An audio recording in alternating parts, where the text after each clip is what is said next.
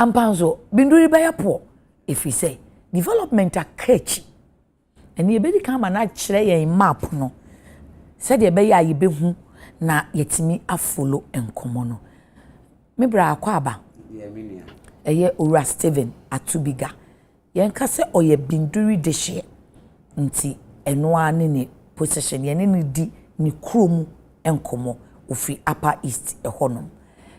We are still poor boy from Binduri. Yes, always poor boy from Binduri. Nana, no, see what the 50 years. Yes. Happy birthday. Thank you. Belated happy birthday. Yes, thank you so much. So how we need kakran kakra? Unyi kakra. That's who you are. Unyi you grow with enyoma esesa. But me pese me chia ahwefo nyina na pe mu amohwe UTV no. Mon koso hwe my first favorite station ha.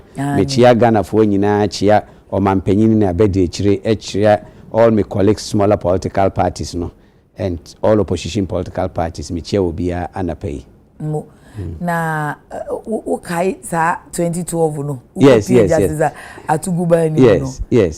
I mean, Timbia, Afibia, I celebrate it. Yes, because those days, you know, MPP take Sir John, ne Sami Uku, ne Keneja Pomu, not take certain position, and I also NDC, yes, we take certain position.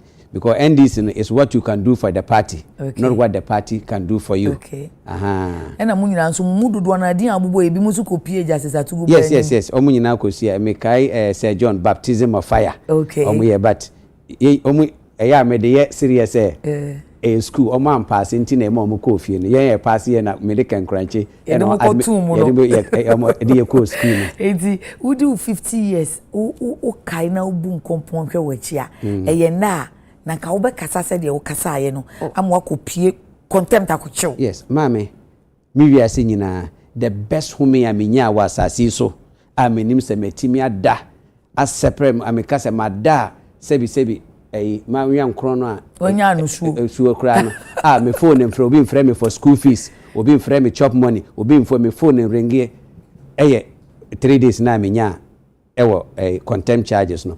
And for the record, prison ben me call your concern one first. Okay. Emu anajo and on befa call on befa me yemi epie and ye me call akuse. But uni bibi.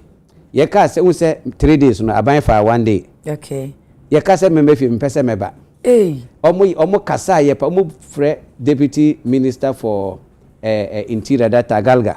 Okay, James. One mama ya de omo ne me kasa me se memba de ntia na me mpase memba na me ho to me mada obi but me da ko che wo na ko che wo na wudi omo. No, the truth of the matter is that number 1 day no me mpase meje me ba bonten na ya kasa sa tubiga say wamba ade ya sanko dem so na mpase so tro de amawa jeep ne preko na ba fie nti they had to educate me say aban na afa ba ko nye say a favor na say ya pardon wa na say bibi e beka ho asem ansana me pini. But all regret will comment. Oh no, at that moment no bibia na ye nyina agina no at that moment it was no. At that moment it was no because now regret. No. But no, nyame you see the like Mandela ye catchre and say catchre before ne say mo ku abrofo mo say ne kofie anase kofim for 24 years or say mekom 24 years because we were talking about victory politics ewudie wom eprawum kanchem wom deal kura within with opposition wom so winning political power no bibi aka ho. So me kase me anytime if me encourage people in the NDC and MPP say it is worth dying for your party. It's worth so be ama o party me kase ube wuti say ya boat woku say ube ye adwumaden odo kura no wa ho den be ye adwuma no but because of edidija and affect both parties no babu no kopra no maja no ho omunya power afedi a certificate and they both and they NDC call opposition edidija wo mu because sacrifice me dane many me 30 something years with and me 20 something 29 28 years with the NDC no before me yebeti another NLC another NDC you know party me dane me chia me hu se akokọ anasa ponchi anasa nsuo a menya se mfa hodi but Rollins emu bi Rollins atete no it is there no betimi party no eni nti ne emu bi ye tuntu su kokko a se edidija ne dɔɔso ye mmoa babu no ye mfom nko school wa fon na wa tade nyina atete loko basa it means oye faithful NDC ni se nyamishira na ho aye fe wo hye ntade pa it means unye faithful oye corrupt ye ma wadwuma nye ntini ye te different party NLC no but nyaminchi ade ne His John Dramani Mahama tie se ne si ball na che mienu ye ball na chi tuntu su kokko no and ma mo set up unso why steady wa man babu no na adwuma first time aye ma party executives ne enye adwuma and this now more attractive edidijanim ene unni godfather unni obi a me so mpese me da nordness ne mmabunu na omanya positions no bebra frame adam esa atwibiga wako amaye ebie kwan because me ni godfather nya sanka ne me ne hwan na menya positions okay that is why you decided as NLC no ya anti party se mfa mbedi MPP atem ya anti party ni se ye mase se ebufu o party ne didija na mbeto vote na atwene dia NLC wo ho yes nti yeso ya no ye pese di president but at the same time ufru papa fie ekosi udaya unpia o papa dan no engu because ebusuya fie that is why ye no mo eye adwuma ne ye support to JDM ye support the party no mo deliver continue and deliver the good governance no but oye nyachum anawanya ye be kasa that's the main reason why it NLC then the main reason why we have back on na Tuesday ye bo nkomo wa ha no said ya wo kasa e se political parties no nyina omu ni opepa se bokonsem no beso ano na ade no much more political than said ya na ye de woni so ensase ahensem ne de tetesa cheye mukaka it goes beyond boko tamale wa bolga boko ho nyina chieftaincy dispute ho but adia NDMY wo krom ha ne say the biggest mistake I think Kwame Nkrumah ye ojimfa ahudie no the biggest mistake oye so my free education no eni amwaye oh how Kwame Nkrumah my free eni amwaye because omo a Kwame Nkrumah ma free education edi omo ba say o train omo oye nurses so because na asantememu ne nkramemu no obi am nye nansen a utu kwan free Accra ana Kumasi ekosirema na wato nchene nko na ekoho okay na wato nchene ko etimi take 2 weeks 3 weeks ansana edurusirem okay na ye one region nti Kwame Nkrumah jimfa ahudie na ka sa hine bia obi tribe bia nko rule no ho no osan making sure say my free education select first batch from ko secondary school first batch ombe lawyers because obi am person obeba sirem ho because akwan ni ho bibia ni ho anya asoroboa no na yi na ni ye nentwie no waravia edo ne yedo but almost ba nkrama mu ni Kumasi ombe train wo mo no they remained here they didn't come home to build and put the foundation ene anka by now esrem etese Kumasi etese nkrama mu no ene no ye nyina obi enu odo koko wo krom ha the whole Ghana chen kusasifo sa obi tribe bi enu ho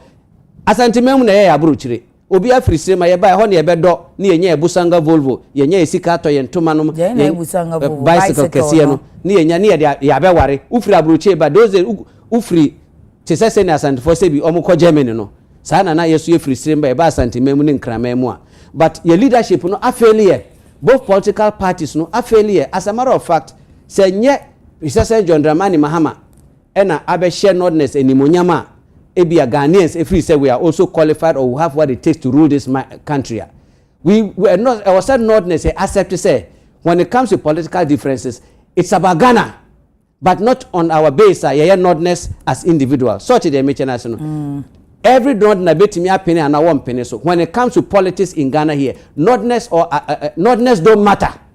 You matter in any political as a matter of fact. No, the truth is that we are deceiving. Nordness, your loyalty. Your nukudie. Ni pepe intine pepe for no. Udi usikama ye daho. Any idea ni monyama yetimi ye watchman. Yetimi ye security.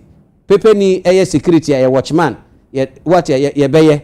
But I want us to understand. Ye people for we must accept say ya alama political party. Uko ifia.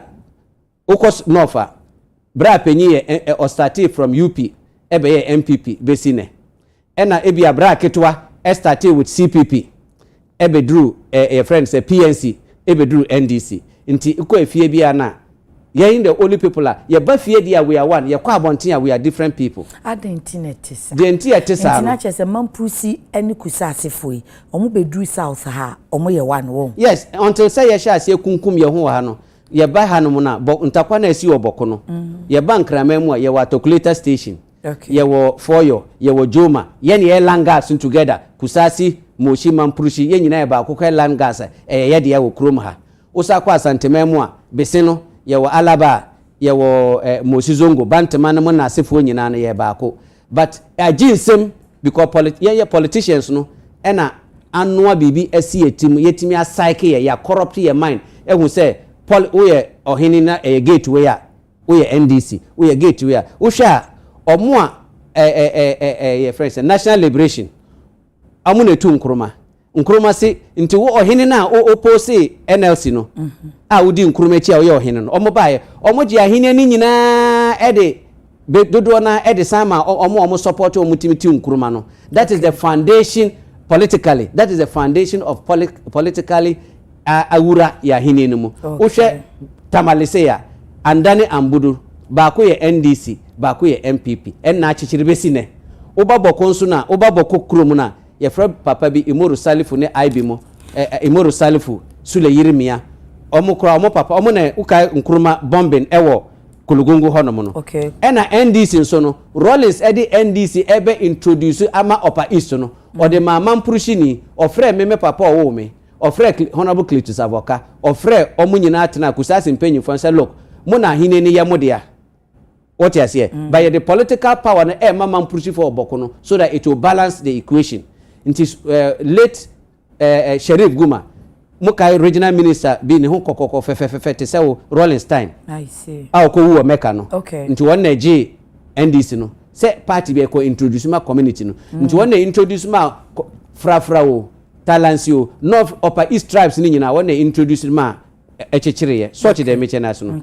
but what broke the camel's back was before ku no buzia we ne ye no buzia wo kan ye enkroma ku first ku yes but after that buzia echina his excellency president Nanado former president ne papa ceremonial president okay enoji ahini ni free kusasi fo no hode ma mampurushi fo no so that's political then kufuan so power no Rollins be reverse de ma kusasi fo no en kusasi hino naba azoka abugrago the second ne papa na edi hini ansana ya jidi ya mampurushi fo no nti onyini 40 something years ni oti akonia no fully gazetted sworn in member of the National House of Chiefs ena ye wo mra nti ne wo Ministry for National House of Chiefs o mo hwe ahini mu ena we member of the National House of Chiefs o mo san eyekuo ordinary person entimi embe join and they also look out for himself but na friends asante hini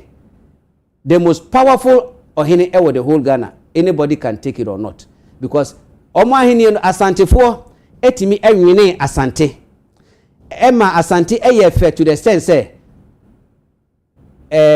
first president Nkrumah edi nenumo nyam kra kopa o macho say mumbeka Ghana ho ne enye baako if no Asante was a kingdom by itself okay abrofo ba Ghana kra no Asante me nam say gudie ne bibia wo hono no omo yusu Cape Coast ne takra den asefo transit but na omo nko ane the tribe Asante for ne the only tribe omo ne abrofo ne call war omo we ne ye etwa Asante hini bi ti de call ye so nti Nkrumah ka say me see ahini kase ne headquarters e wa Asante memu nti no mu see the headquarters of the House of Chiefs National House of Chiefs yes Asante hino so no Asante for first class Ghanaians anybody can take it or leave it what do you mean by me first class Ghanaians whether we see die whether we be a radio station whether we manufacture bibi whether we importing yoma Asante for anya ntumu amfa fini bi amana wo de enye ye obi beka say we inferiority no it is the truth I am telling you and sebi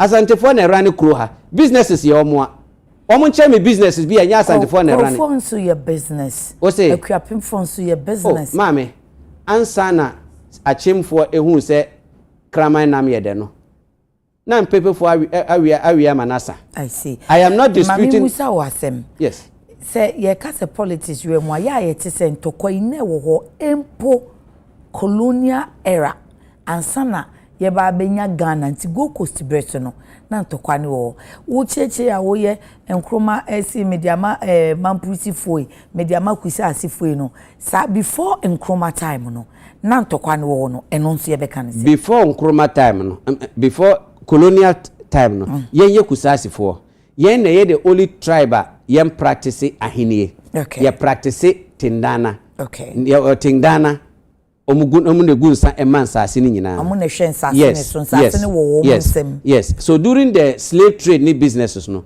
na busanga fo no ohwe boko ye ben Burkina Faso ye ben Togo mimi se yetimi sore anapa kodi agro wo Burkina Faso na anwumbre ne yasan abafie ye cross a border so mamprusi fo no were our friends and almost ofa boko sa wo ko Niger wo ko Chad wo ko Libya wo ko hia ofa turu boko no akofa Niger ni Mali Sahara ni ofa turu boko so mamprusi fo no ye friends oh mo betena emboa ye because the mampru busanga fo no invade boko na busanga fo ni free hen omo free Burkina Faso that's where they yes so kusasi fo head that terrain ni nyina ye nyina migrated from Burkina Chad ni na sefo na be settle hono so omo ba no so they didn't bring their wives ombe ware uhwe mamprusi ni panyi bia ne nana anya kusasi ni a ne maami kusasi ni ana ne papa kusa me say up to ne no what you say but I want us to understand political influence na ede abedu so mamprusi for Nigeria IB Imoro Salifu omo Nigeria MPP ede be introduce ewo boko what kind know that but me hwe say colonial era no na wo che ye kwan a e fa so e because entokwa na wo ho free yes nti ebe asa no nti na unse na Dagomba fo omo mudi hene omo paramount chief omo ya na yen practice yes nti enibie be ba ya free bibi say National House of Chiefs and ase oso omo kono yen ye ena mamprusi fo ne say oh free National House no problem no mo kodu omo ahini e wona lerigu no mo dia betena and they were at no point a mamprusi for even those days no a governing yen kusasi fa no modi so they were governing themselves it is said the whole Asanteman a wo sem pepe for e wo Moshizongo ana se Bantama Asantini pepe ni bia ntimi nsore ne enam se mimi se mini Asantini odihye a free ahemfia den awo obaba but ne ma entimi ensore wo kina enka so mpese mu di Asante hene ma ne den eyeye because me pepe ni na emu se nka me Asantini a anka oba na kuramba so ti de me chana so no ma me ye friend Twinibu akodia omu free da ko me duru ho a me nye ketwa ya jeje me swamp kasa but in moving forward no ena MPP ewene ye no mo hope say President Nanado beji because na yo mo lawyer in 2003 omo ko protest for ahini no omo ko ye friend say Supreme Court ena mamprusi omo so mu ni ginabia na law court say mu ni ginabia mo twa say mamo mahabiem da krata so ewo ho so na they were hoping say President Nanado is the Nanado omo nim tete no yo mo lawyer na President Nanado call boko o say Naba Abogorago Azoka the second una ye president aminim una ye president constitution say so ye president ma ba as president ba be chia o say medin kunim me ye o president me be chia unso me ye declare no ko run chia hemfo no so then Dr. Mahmoud Bawumia so call ye no o say wa ba as running mate say wa ba as a presidential candidate our leading party no wa ba ne papa ho I'm talking about the current sitting paramount chief of Yezuran your friend overlord your friend Zuran like the head of what you say yet to say or take course the head of all the divisional chiefs the tindanes the head of what you say in himself una oye hene una say me ba me ka Dr. Mahmoud Bawumia but this is the caveat say we are sitting president incumbent ukasa different say we obi a upetumi there's a reason why u spell politics u bedru tina. It is when you are going around campaigning, you must trick the people, whether MPP or NDC. But when you are in government, then you must use the T, in the spelling of politics, to transform the people. And that is the difficulty, sir. And somehow, would it transform in a transformation? And a C, counsel the people. So, okay, baby, now better not to send me near cheddar. Or so are they a ponobere, echo asantimemo. Knowing very well, say, in Sio Tokra, I had to Kumasi, it's about 4 hours. the landscape kura no nsuo to kura emene. Okay. I mean the amount of money Apple force at the Apple. Oh, there was jet fighters and phantom. Yes, Imra your main focus na eso. Yes. Said ya o kanwi. Obi o tie beka sa wakasa wo yekusasi ni dada. Enti wo ma wo version of it. Ebi ana mampusi ni bi so ebema a different version. Yes. Na no ade a wo kan amenichi won se o mi yekusasi ni. E na me yuen so ye mampusi ni. Yes. E na tia kwa kasa o yense fo ye na na mo no. Omo yekusasi fo. Yes. But wo kana I say na yekusasi fo na. Onyi ni se no so na mampusi fo no so di ya say. Enti am pam ya na mo pese enye de. Okay, me yire ye mampusi ni. As a matter of fact, Sir Regional Minister na Mekaya introduce to NDC. Emma Opa Isno. Gumano, Sheriff Guma. The firstborn Samson, the Baba, the last but one, and a yeme mere. I mean, but besides that, no, Mampru, Mahama Yarga Mami, Mampushini. Okay. Majority leader. Okay. Minority leader, my friend say, APC presidential candidate Hassan Ayarga. Ne mame, Kusa, ne mame. Mampurushini. Okay, yes, and almost free.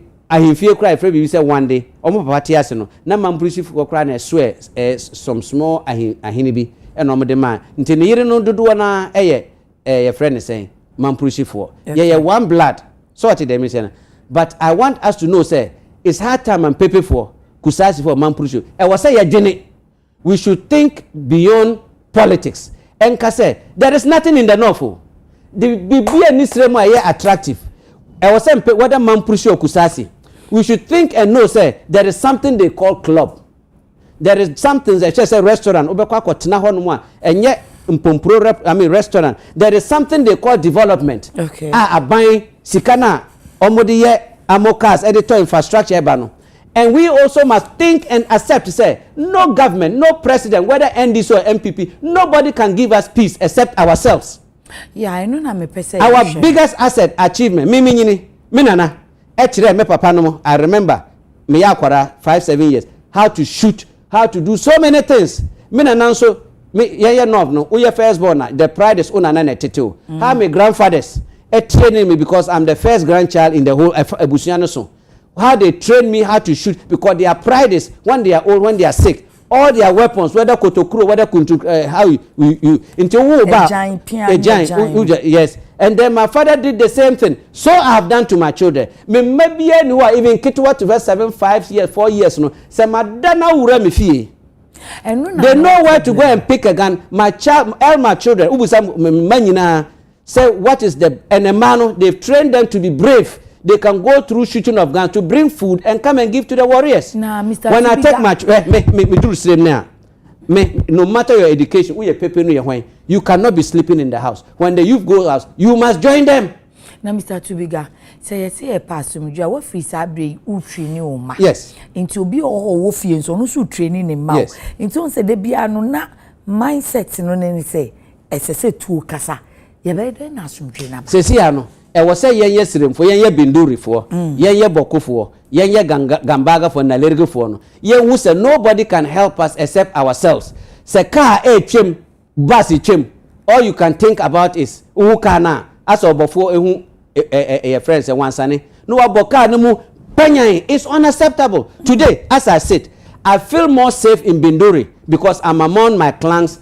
Me amount of mikro for Kusasi for than in Accra and Kumasi and anywhere in this country. Me feel it because yedi Jimmy Manoda Somena so Manoda Somena so machi san yedi yenyene ni yemkura sesem ama eneno utakwa dentia mame yankana tete kwa da oba ewo fere eni ho ena wo yemye oya ni anwe wo se a yenhunu mobo ena pen yes in the pain ena say your friend say asantefo say moti asem yeda fa ne no kurema no nkoto nwuram eyeda na pepeni ya ba asantememu ya ba nkramemu ye nyina be pa kofi na unu anya nkoto honom uso yo hene ewo sirem ho no watwituo wada Mampurushi okusase no wabo no pay akwara ewo school a obetime di president ochina wachi ase jenti amekasa yenwene no yenwene biro omo di 50 years seme ewo no Binduri ni boko honom no Manoda Somena so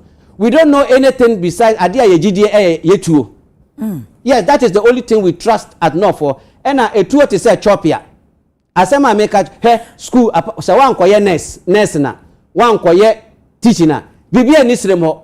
There is no job unia. Sesi I make all government structures are close. There is nothing there. Thank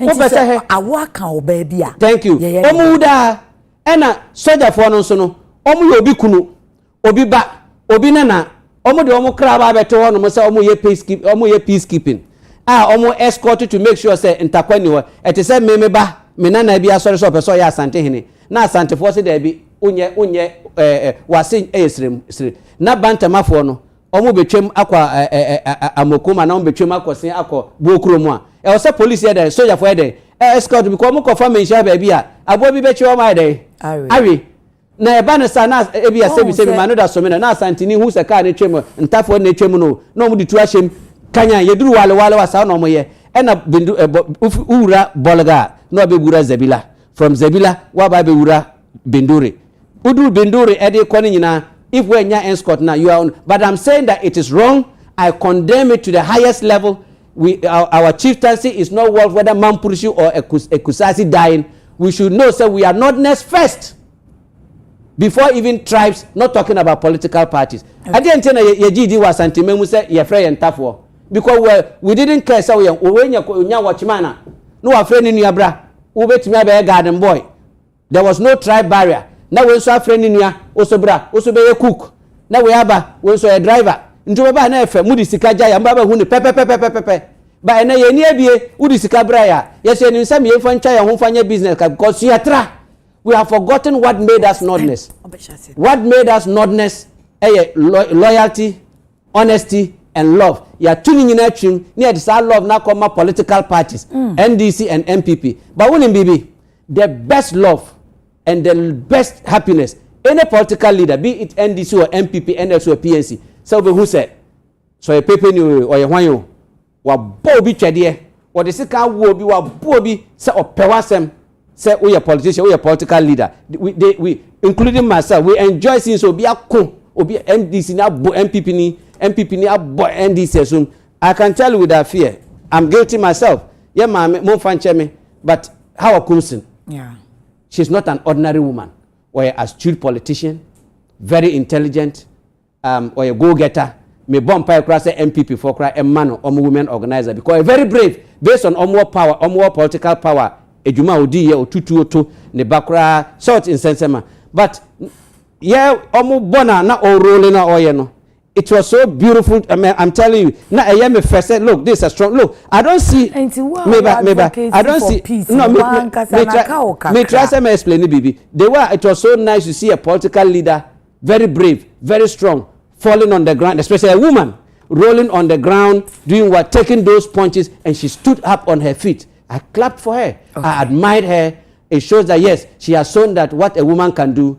Bema no moya ni sabana ibi anko wasoni ti edwane. Those punches and kicking wasn't easy. Then I'm saying, look, this is a woman organizer that the MPP needs. Yes, but in Takwano, the only thing that we can stop the fight, government must take the peace and enforce it on us. Masa. Government must take the peace in it. So, adia bakuni, omo conflict management say, ye patanto kwa.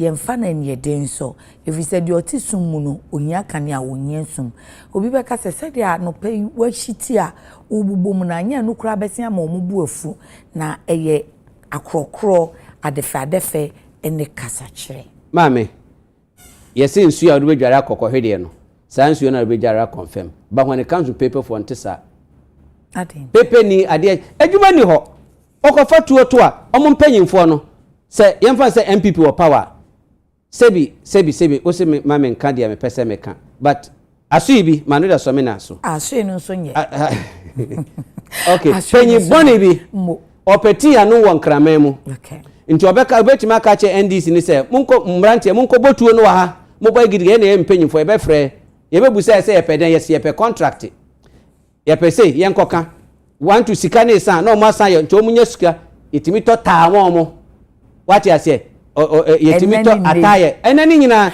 so ntakwa na esi so no yenye de Rollins ye ebi Rollins be chi mpanyimfo ni nyina nkusasefo eno chi mpanyimfo ni nyina mampurushi for and omo ba kra be sane born pepe ni doesn't one ne betena sane born until any time there is ntakwa no ya chi omu nyina be den avoka mu nyina akoda afiase 6 months wara until ba ne sa mu mpanyimfo na ye be frese ye nyamo ya chi mu na ye nye say MPP of power obi botuo no ye mizni ye chi na ye gya no MPP mpe sanso na NDC obi botuo na anobi ye nya chi mo hono mu a ye make sure including myself I am guilty. I won't sit here and lie say I am different, but unfortunately no, like I told you, and then many 50 years life is a different ball game. So I must sit down and look. Say I am me in-laws your mampurushi for. Me ma can go to the mampurushi and ye pepe for no. Upe so ye o uncle o mame side no. Omo na bomb pa ma onu ishira o. Okay. Ye nordiness. So one call mame side uncles. But unfortunately I was meme mami your kunkumbani. Okay. So this tells you say who some mommy your warriors uti na number kunkumbes. So unfortunately some of us uko nana wana uko mami kroma they are warriors. You have to so uko tamale na uko tamale. So uko need to krom to say bimbila e ho na me mami no mfiri na. They don't wear smoke. That's how to identify themselves from the Dagombes or the Nanumbes. Up to now me call me uncles me share smoke no. They started calling me Dagbando chese Dagombani. By the time I read, the whole community know the stranger head because I identify myself and now start idea me head me share and then you share smoke e won off because obi atimi the two head me ka boko hono. But all I'm trying to say is say every leader in Kusasi, every leader in the Mampurushi in order, we are all guilty. So look, they should lock us up in 24 hours day for some months and also give the military the authority say yeah chew ni tua and now but to ma call some military sentence gauta ganama. Okay. There is no more kid gloves. As a matter of makache community no. So mutimi ma tuo and sue for some time. Bibia anya me kwa ko sojo ndamani mahama nine. Mabunkoto japa na cho say adia me hia we na bem ade onfa che me kura on reduce your friend say curfew no. But government so our responsibility emra no kire say obi asante hene to hono obi eko bantama anasa your friend kro say doma eko di asante hene eba udu asante memu na no e wo say emra no chiw whether police or community arrest ya chiwa because it is treason. That didn't work in Boko. Up to now make kasano obi akodi or hene difference or hene no. Order so to chrome or NFL tension no and the responsibility of national security attorney general say or some prosecutor say ye friend say warrant no so it doesn't mean that the crime doesn't exist. So I'm appealing to Omaneboa said the attorney general no I'm sorry no man defense Ayini Dominic Ayini said the attorney general should continue the case or a Kusasi man or any community no na me base no as a way he did do boko na say ye to aso say ye no court ohwa e di asomdwe na ye pe no ebeba. Okay, intina me bo President John Dramani Mahama Abaso ana pay say wo hu say the trend of Binduri no ame Kusasi Mampurushi war no omo dia we dia court anye ye we dia kose. So for now no manam fan fa Chieftaincy National House of the Chief. I mean National House of Chiefs. Omo na ye institution a kro nyina ahemfo ka ho a otekokoso the most powerful, the most strongest, the biggest chief or king in our country no. She uses wisdom or this solve ya nane andane de no. Say ohene na try it. Enu no owo so yi na last week unfortunate incident happen here. Abusuya ba ko ena ye abudu andane no. De omu try it no NDC ni. Okay. Ena omo sign but there's history ye try Adekye ni tida years back. So payback was de omu try it ono NDC ni. Ena ni nua no penyi no gate no MPP for. Okay. Now in the wisdom of Asante Hene is able to solve or solve or the man under NDC to go and implement NDC anti-me anqua implementing term enomulusi His Excellency former President Nanado unisa implementation no mitina ha debia me di ya me fere say not na ye president at that time ena ye chap ohine baakuti and we had a northern president so I was expecting say we should have learned to solve our own problems at that time. So His Excellency John Dramani Mahama or implementing the another year and eco solving, and we'll be proud that we have been able to solve our own northern problem. Thank you. But Nyankopon so na ye ne bibia ene ma Asantini ana akani under his leadership no timi implementing peace nearby with the roadmap omo ye ohene ba ko ewie ye or the two ni jani bibia na ekọ ho implement omo ye na ye na omo ye den omo sue ohene foforo. So I expect now there is no, but here is the Kekusasi for them. There's no chieftaincy dispute. Okay. It is an individual, one person, whatever reason. My uncle, my grandfather has gone to Nalerugu to go and go, taking us back to slavery, taking us back to before independence. Because the reason, no. Now you are not talking. No, me, but me pacha say, baby, okodi or hini no krano. No, let's be honest. Sekusasi ne yesa beka. Sekusasi ahini ni so nya yede so a we are ready say senya dia momfa ma obi a so that so nye beba. Our paramount chief Naba Abogurago Azoka for 41 years. He's ofidi mampurushi for or the Ebiko school. He's a chief or Yankabum. Such the mention. But I'm saying say government has a responsibility. Adanya lack of adanya yama obi say me sorry ne na ma se pito de na me kono me se me Asante hini na me nama. Me say na me de hini. Me wura Asante memwa. Ombeja me because me create confusion. Se si anu ntakwa na spread no omo abetena the dangerousness of sana Luanda started you me ni Asante ni awo me ni Fulani ni awo me ni Busanga ni awo what you say me yere out me ne ne papa na emam pursue ma me Busanga ni omo so aba omo awo now omo wase no wara view na bia ohene na omo born okumaso no e bia o wase e bia o ne Asante ni bia wo na mo pursue mo aboya se oye ohene oye people no muso asom na nkran ha mpepefo no ene wawo na we so ajasom ebeba be ginsem. You see the dangerous of it.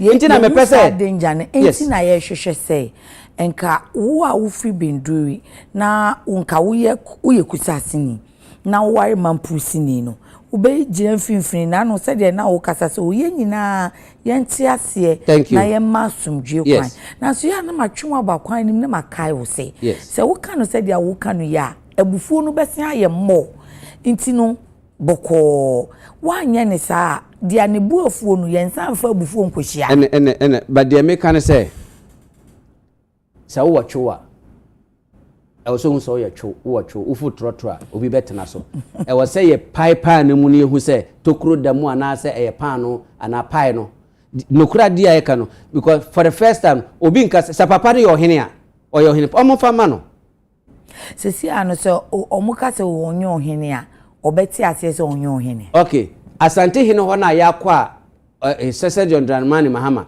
make say the first time in the history of this country or the amase ahemfo no sa ahemfo ni jutum say ampati se na oti kokoso di kaka say bin boko eye kusasi for dia ye wom say ampa na osi hene wo ho no mo but na emom no ete say ono Asante hene no ontimi ene te se ne na doma ahemni nya say Asante konya na de ahemfo ko ho ene omudi omo ho so ye free say this is the roadmap kwa twisan ana aban yin asa ohene ni free kuro no mu because all chiefs akasa. I'm just saying no say your mudi anso a omo mfanye den ye kusasi for any decision a Asante hene be take ye be den ye be di so me so minim say mampurushi for no ye be di so oh ye be di so and Asante mampurushi for no na abugrago no ono so ajepini so and any decision Asante hene be take so I know say mampurushi for I know because penyin for no be friend me omo so me di so na mo me o say e kai hu say Asante hene aso e ho no enye court. It is not backed by the law.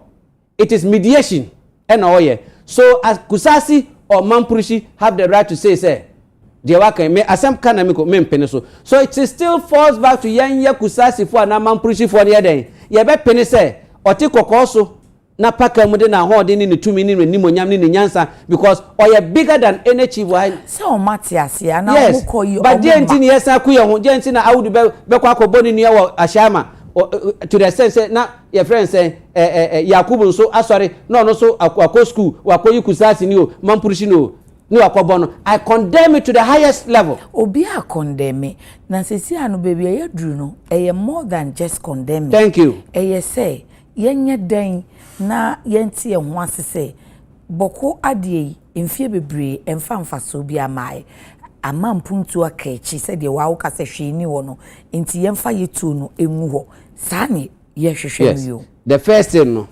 mesre me bra panyi Dr. Mahmoud Bawumia me pa na cho obi ohwebi onka nche se na damfo atubiga me se yemfa political party ntunchen na me mesre hisase John Dramani Mahama so you are an ordinary first before being a president. Okay. You are always an ordinary, but untimi nye president forever. Okay. And yenyina irrespective of whether Mamprushi Kusasio, our security, our daily, every Ghanaian ewo same. Okay. Fred Dr. Mahmoud Bawumia. And Dr. Mahmoud Bawumia, Mr. Fred John Dramani Mahama. It's a collective effort. We, the non-entities, no, we are willing to support that cause. And strategically, Dr. Mahmoud Bawumia firi wale na lerugu na sefo nyina what you say Mamprushi ehonomo. Then you have to travel 4 hours before you get to, you travel about 2.5 hours to Bolga, then from there you travel another 1 hour or depends on the road, no, to the Kusasi area. Okay. Now you show that leadership now no more carbon to see how Dr. Mahmoud Bawumia will go back to Nalerugu and call the Nairi and speak a language of Nairugu that ka echemo honomo whether ukopa isona, you may be Gurishi, you may be from Burkina Faso, you may not near Boka nemu tuo panyano yenjai. Then also bring his input as wanted to be a president to lead this country, wanting to lead whether Kusasi, Mamprushi, every tribe. Now do you think say politicians na waka wama yen history eche say omu ne wo mu a asem tokwa no kra benefit omu no omu betimi e de solution naba? That's what I'm telling you, say enchina profitability ene Kusasi ni ababu ni nim say ye china me atubiga me nye arrangement with my former party me mpacho or me go say see enyiwa obe so as Mamprushi ni so nim say oyese ya. And the entire make us enchina pronity no. I want to see Mama Yarga. I want to see all the 6 MPs Kusasis from the Kusasi area no. Okay, the Kusasis will have the biggest land. The whole Ghana, all Northerners, Dagomba Nkwane chair in population. We are the 2nd highest population in the whole country. We have the most seats, make the whole of Upper East, and we have the vast land. We are qualified for a region. So when Mahama Yargas and all the the 6 MPs under Naba Azoka Abogrago the 2nd, and then the Mamprushi side made up of the MPs, no, they embrace each other in parliament and call a press conference that we are from the Mamprushi side, we are from the Kusasi side. We are telling you people that we represent you people here. We are condemning that act. We don't support any Kusasi person shooting in any vehicle or anything, whether Nalerugu or what. We are washing our hands, supporting, calling on government or calling on friends. Say Mpacho, what you say? Nam Yenjamono will not do that again. And the same force they go to meet, no, almost the same group. Or my driver called defense minister. Defense minister, yeah, Baba culture said decision now will take it round enforcing the peace on our people. No, we've come to tell you, say we are with you, even though it's painful, but no life, nobody is supposed to die. Then they will all go to the president and talk the same themselves, Your Excellency, we've come to see you. But we have given you the upper hand. Say, my security structures no, and our arm of government to any juma no favor. Kusasi no Mamprushi no. Samochi omwa prosecute no favor. Kusasi no Mamprushi no. Samochi omwa prosecute them. No favor irrespective of political colors. Omu we are no ma by interior ho. Customs ho, immigration ho, fire ho, custom. Omu nyina wana say. Police ho no mo. Muso mo mwa at that area no. So that omo de entuo no mo eba no ewura boko no monye den mo moye ne enchi omo so it but we institution be your bad nuts asoja fuo no mu bi. I'm saying it without no any disrespect, and I'm saying it without not say obidi what did I say. Some of the soldiers omo che wo honma they become so corrupt say omo kwachi Mamprushi fuo ewutu a omo reporting mo superiors omo nya souvenir no no makoton ama either another Mamprushi another Kusasi, but they also play a role. But they also play a role. Omumi said they be more can say omumi enu di animu kasi aye press conference say yenuanom munyai yenye nipa ba akwa omu betumi de mo bi aba won. Yes, but say Dr. Mahmoud I didn't know so mo press conference otikoko so ogusu o siesie ya so betumi eni omo abem ewo kokoam. But at this moment no, His Excellency John Dramani Mahama who say all the legal structures na affili or the ye between Mampruche. Yeah, respect. Now for the first time in the history or ma ahimfo as a handle immediately ahimfo self. But yenka who say boko ohene wo ho and yes akonyana da ho for 40 years ohene da so. This is Obia as a driver mate CC me na me the right driver and I happy to see how it's different from idea na ohene ni ho na caretaker na na dey e wo ye honi da so tia. That's the two different. Yes. Okay. So I expect say the last line of action John Mahama betike no on Dr. Mahmudu Bawumia me ene John Dramani Mahama ni legacy ti masa ni legacy na every nod na irrespective of your political colors obeka say obesubedi president so when mumani ye or the wrong thing Liman as me speaking as a nod no Liman where uni denti take here 40 years and sana yenya president biom no ye the 2 million as Dr. Liman ya yeku asabeje ya san de abema ya osade ma rollins uni de esi okroma en na santememu ya se etwa ma ha mu ama no so asantefo unforgiving notness that it took us 4 years here mu bi ye pacho because we're only good at running mate so sanka ya pacho ya nkasa look right now we are both running mates na na NDC ema the first not na the opportunity after 40 years which John Dramani Mahama. It was a sheer coincidence. Yeah, no, it wasn't. Professor Milton Fimwa. Professor Milton. But but what I'm trying to say is but at the same time he could have been yanked off and put. Okay, maybe na afinibi or NDC and we say yemfa a friend say ahoy ne haruna nko. It was very strong. I see. But a lot of things happened. So etuo no waka say etuo ewo amanfo nsem pa. Yes. Ewo eho.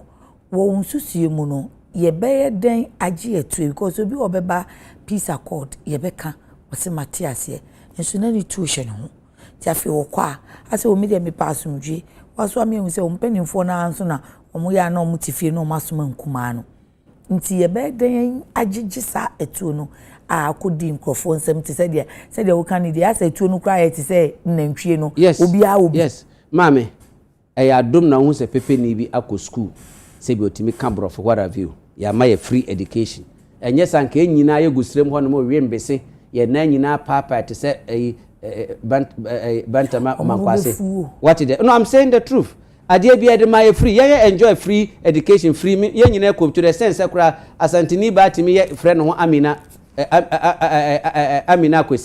akwesi buachi na pepe ni bia san se ne ba no free asantimi ma beji scholarship wo no na Vasco no meka in the city in Nkrumah free no the maye no and yes anka ma no so no the first ye nyini no oba unya nyini kakra ne de wa ma aware you are only good in the kitchen but education na relivia ye use sa education no uko nofa all the infrastructures na illiteracy na omuka ya ma asantememu yamba ye no omu na ye nyapade ne egu area hono the educated ones no esisi aware sebi ma kokko wo Accra ha ana Kumasi ho esi omu na wa ha se nti owu a ye de ne kofia Notre Dame NC sirem hono but senka ye villages no ye very nice ye empower Nkrumah my foundation if a training you know if we had gone back and used the training Nkrumah de maye eye bibia no LA foundation anka mabunu ensore ne enka so ba santimemu. That is why some of us are holding John Dramani Mahama accountable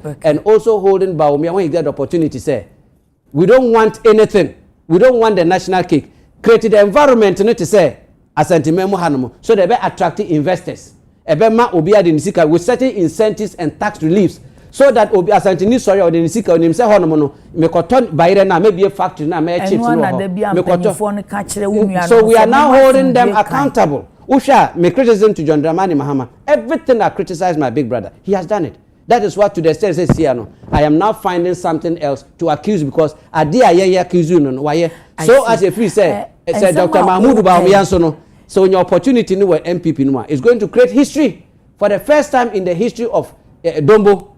Okay, the benefit of Dankwa Buzia Dombo omofa people for our first party northern party in Adekye a man here attractive so that they can balance the equation and at the first time Mama Dombo no attested leadership of leading the MPP no and it's all the core no so now it's left onto the prerogative of the MPP say if they want to meet another Dombo to show say we are really grateful say since the inception of UP ABC MPP no what did they mention Pepeni and lead that.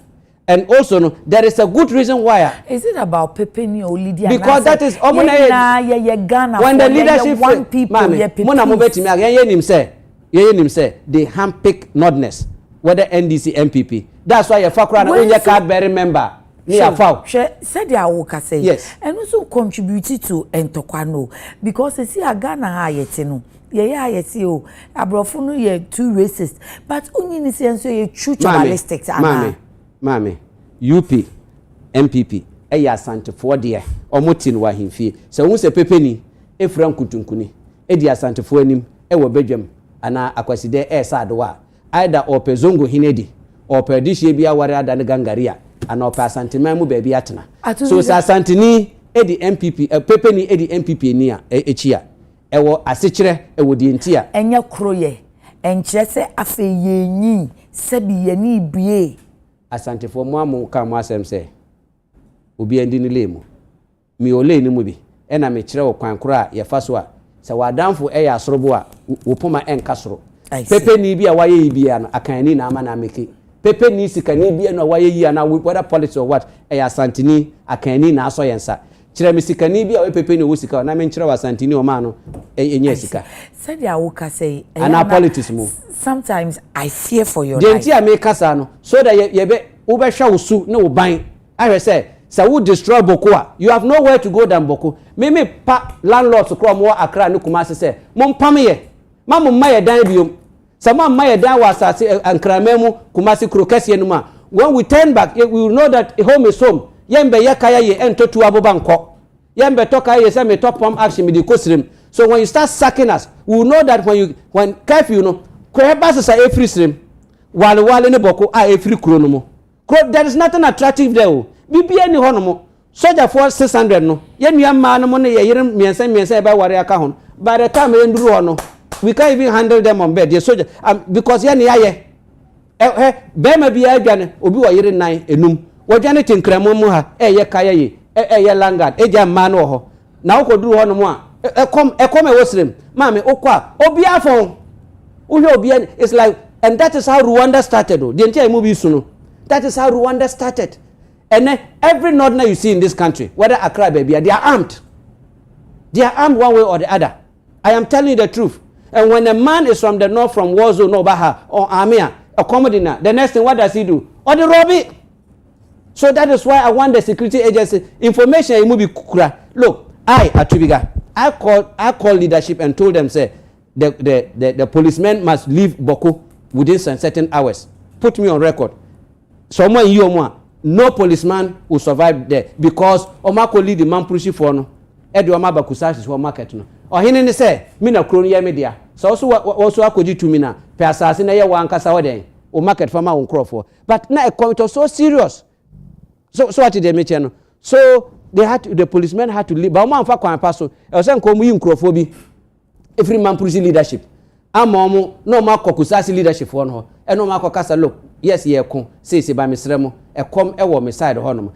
So what to the sense say omo abrochi no e chro e ma UN United Nations e chro e ma government so making sure say enuane and escorted from Accra to the Mampurushi side. Call any MPP member and tell you. I will tell you. So I'm telling you the seriousness of it. Abrafo frey movie. You be at abrochi no. I am a fed year cross, say here, and Kaminya, and my sister Minister Akosibuachi, Adania Santini, because of the disgrace we are disgracing ourselves. What is in chieftaincy? It is not well for anybody to die. Yes, as a cry, saying, yes, as a cry, 2 1 year measure. There is nothing there, no factory, nothing. Me say, you cry and find your friends, a pumping machine, and yet, Obi cry, wadono, minimum, 5 city back home, minimum crop more 10 wives, 4 wives, 5. 10,000 who be that. Any will be in school fees, ye tia, ye in croffa, ye show every day, every blessed day, meme level, man spend not less than 5,000 a day. I say. So, Sasikano, and come to me, they are worried 4th wife, met me, they are worried 3rd wife. I'm just telling you, and I miss me, hey, my birthday, me birthday. Man, 50 years. I've never gone so except me celebrating my birthday, my cotton, some because me 10 year runner. Somebody needs something, my sister. Too bad. It's bad. I called my father, who has been an MP for 2 terms. I said, my son, I'm sleeping. 2 o'clock. It's bad. sorry nani abre enti afia to do this me kwa ma me ra ho ama Bermans don't cry. Tell them in Kusasi or Mampusi that look, I'm a man, I'm crying on TV, national TV. Stop this. Let's give peace a chance. Tell them. Kusase nabulim belmi ya wakat kanga. Yal malila. So no ko malfula digel. Te bang miete ane tenamne mampurus. Te ane need no pitu, no yas no quies. Te no ko malfula digel malila. So no ko malfula digel. Te bang miete ane tenamne mampurus. Te ane need no pitu, no yas no quies. Te no ko malfula digel.